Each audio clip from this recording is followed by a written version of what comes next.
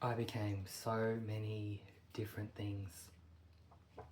I think maybe even different personas, different masks. As a child, I was obedient. I was fearful of getting in trouble. Back in those days, we may have been punished with like a green cane, if some of you can remember that, if we weren't behaving or were out of line as to what our parents wanted us to do or not do. And so for me, there was a fear factor and an obedience that uh, channeled through, I guess, into my adult life as well, of, following orders, being perfect. So for me, fortunately, I had a pretty good brain. I was born with one, and I used it quite well to perform quite well in school. Quite a high achiever and very perfectionistic, and would strive for perfect scores all the time, and to be the very best I could possibly be. Uh, but that was in order to gain approval and love and safety, as opposed to a pat on the back. So, who I became was someone who searched and pushed and really just had this inner drive for success. But that success was driven by an inner drive to feel safe, to feel loved, to feel heard, to feel understood, and to feel wanted no matter what. So, who else I became when I came out? That was back when I was around 18, as a gay man. Who I became was perhaps overly sexualized, even compared to the scene. That typically is known to be hypersexualized. Being gay, there are no rules, there are no societal structures and systems that tell you how to behave. So for me, I did what I knew. Coming from childhood sexual abuse, I used what I knew I could. I used my body to get the same things: love, validation, support, to be understood and heard. And when those things didn't happen, I would act out. I would end relationships suddenly. I would accuse my partner of not being enough. I would point fingers and defer blame and not take accountability, because I didn't know how to look at myself in a different way other than through that same lens of, well, I'm perfect, I deserve the best, therefore I can expect the best. So who I became was not just someone who was a perfectionist within myself, but someone who searched for perfectionism and had a very unwavering, unrelenting high standard of anyone who became close to me. And I also became very black and white in my relationships too. So we'd be on or we'd be off. There was no middle ground. There was no conversation to get things back on track, or if it was after a severance or me breaking up with my partner. And that caused a lot of turmoil, that caused a lot of disruption to my personal life, and it has led me to where I am now. I've been very fortunate. I'm very grateful for the relationships I've had, but I've also been single for a very long time. In adulthood, how that looked, who I was, uh, again, striving for success, as a therapist, running a small business, doing side hustles every other week, searching for success, money, wins, achieving goals, all those things, and not really having a moment to stop and think and breathe and get back to who I am. So that was a lot of what I, or who I became, just to earn that love. And what I learned was Love's not meant to be earned.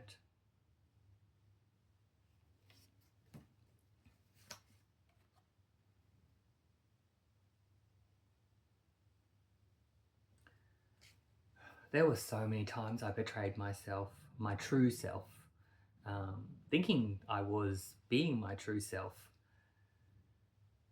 The betrayals were giving more than I should or felt I should, being agreeable, trying to be liked, doing everything to help others. I was a brilliant empath, brilliant helper, someone always willing to do extra, go above and beyond for people, help them out, support them in their goals, spend my time, money, resources, anything I could to help them.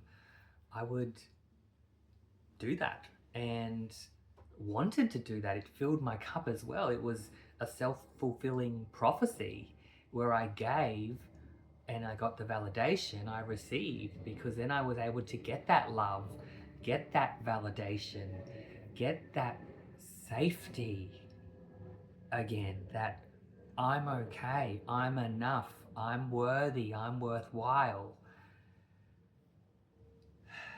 I didn't realize I was looking externally so much to get it.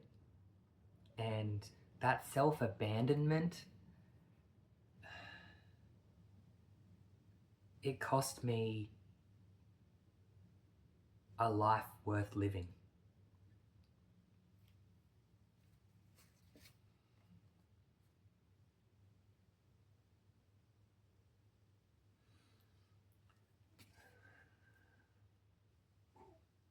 When everything cracked, when everything broke, I wanted to die because the person I wasn't true anymore. It wasn't real. It was based on material things, external factors, nothing really true to me. So at the start, I was wanting and I guess willing to die because that fake self, who I thought was real, could not or could no longer be sustained. And then over time, what happened was I was also then willing to die for truth. I knew it was there somewhere. I had to break in order to find this truth that I didn't even know existed. This true self that I've never really, maybe I've had glimpses of him, but never really connected to. Why I allowed myself to break was I was willing to die for the person I did not yet know.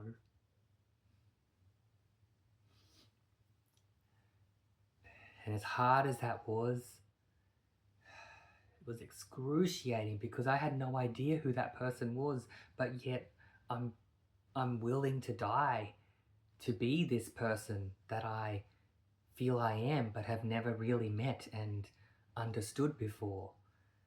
That in itself was such a huge shift, and I guess it showed me how brave and courageous I was, and how brave and courageous I was willing to be, because I was willing to face myself. And so I let myself break because I knew deep down somewhere I had that willingness to break, because that break would allow me to find myself, or at least give me the chance to find myself again.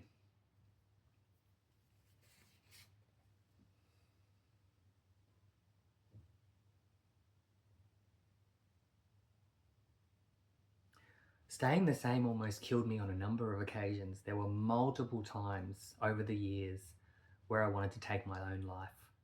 So there was slow kill, rapid kill. If there were, say, big events, so big life-changing events, such as, for me, bankruptcy.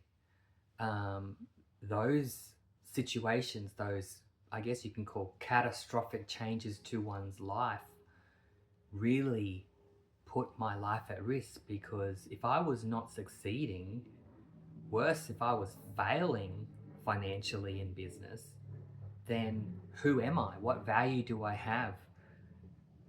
What can I do for others? What can I do for myself? How can I help my family, the people I love? I can't. My hands are tied in terms of resources. And that was such a punch, such a huge impact. And it really did almost cost me my life.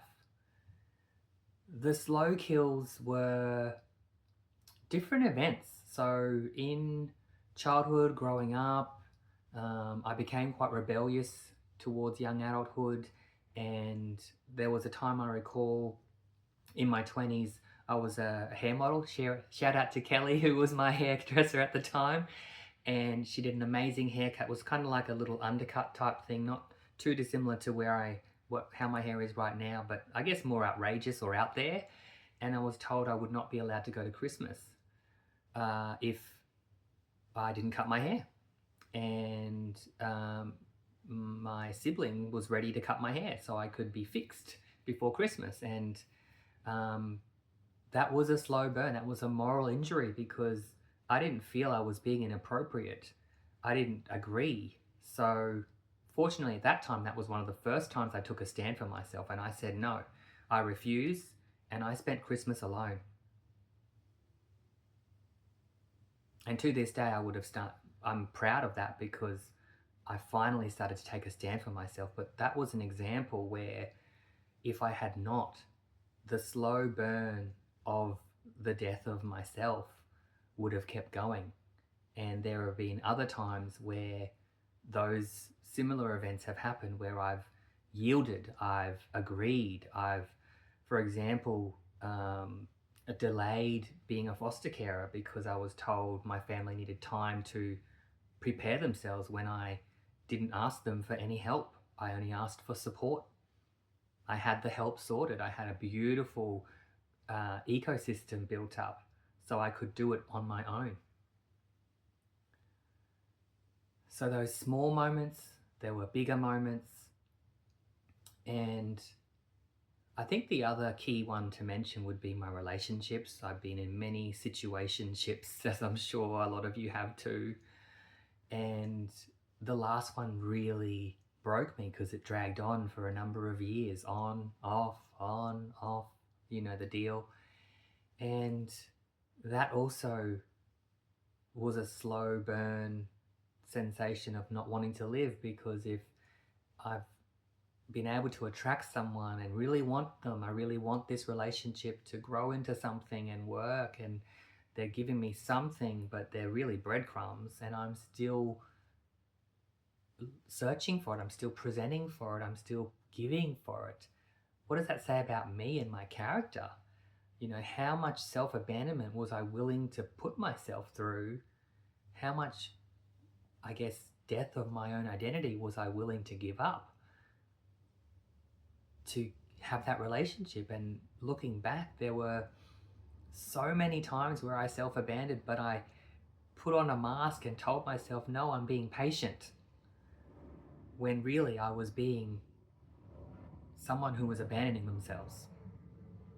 So many times have there been slow burn moments, but also big events in my life, relationship breakups, like I mentioned, the bankruptcy, there's been family estrangement and cutting off relationships that don't serve me. Big events that have really shifted my sense of self and have forced me to look at myself. And why I let myself break, and what finally became clear was I was willing to break, but only if that led to change.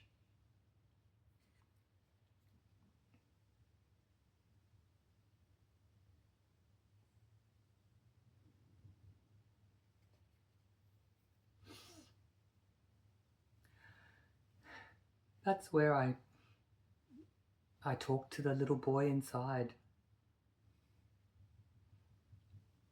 I saw his pain. I saw how much energy he was putting into getting a basic need met, love, validation, and support, and how much it was costing him to keep that going, and how much it cost him when it didn't work, and how much it cost him to keep up that facade, to keep getting that love and validation.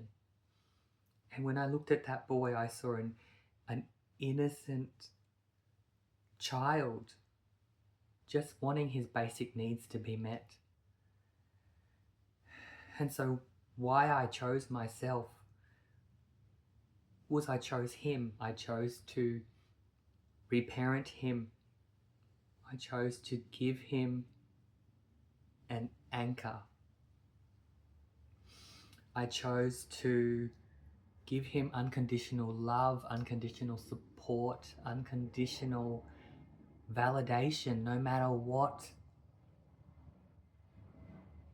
And that allowed me to break, because I didn't experience the benefits, but I just knew if I was able to give this boy and my adult self this unconditional love, unconditional validation, unconditional positive regard, unconditional support, then I knew I had a chance. I knew there was a way forward.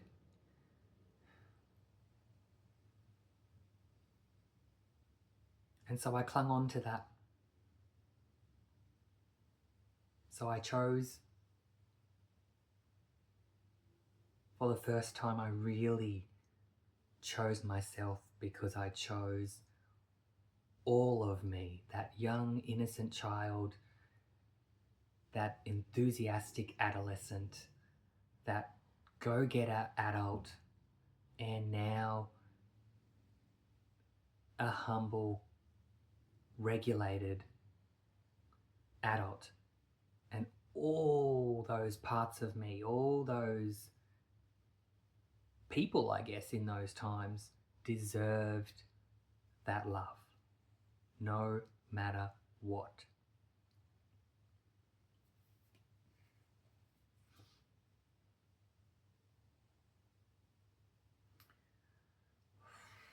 Believe you me, when I fought back, I fought back. Some people describe it as going against the system.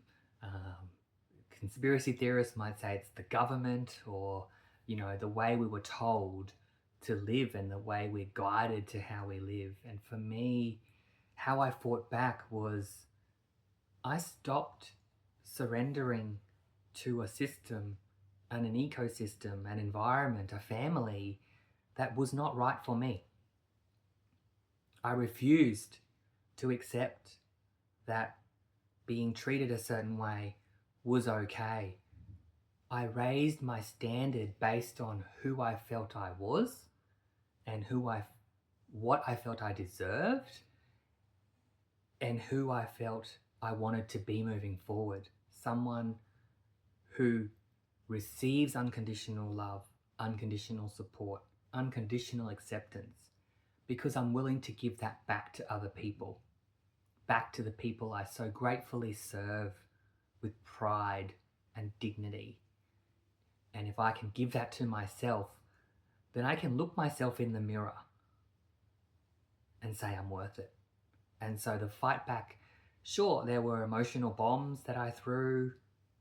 There were court processes from the moral injury I sustained, mainly from my family, that I undertook in order to, I guess, receive a sense of justice. I feel like I need to reckon with this. There needs to be a reckoning. There needs to be a change, because I can't.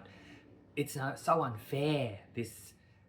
All the stuff that's happened to me, all the pain I've endured. It's unfair, and people need to be held to account.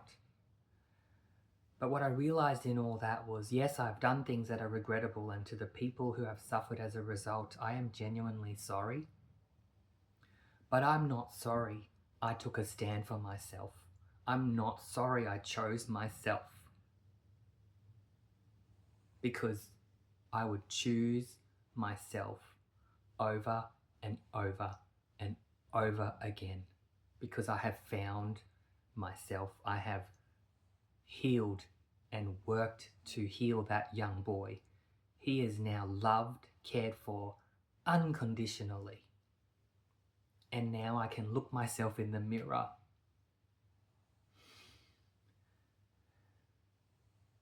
and love the person, respect the person I see in the mirror,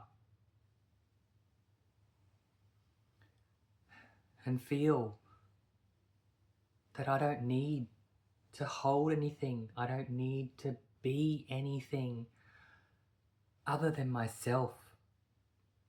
And so why I let myself break was because I knew that for the first time I would be able to allow myself the privilege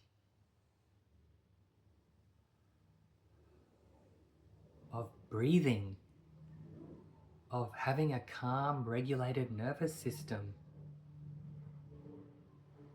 to be present, to connect, because the truth was now coming from within. And that is worth everything, and also worth not living for. So why I almost gave up on my life was the hope and the faith. And thank you, God, for guiding me too. I didn't do it alone. That things would get better if I went on a path to be my true self. I had no idea what that path would be, how it would look, how long it would take, how hard it would actually be. But I had a willingness to find out, because if I didn't find out, I would not have survived.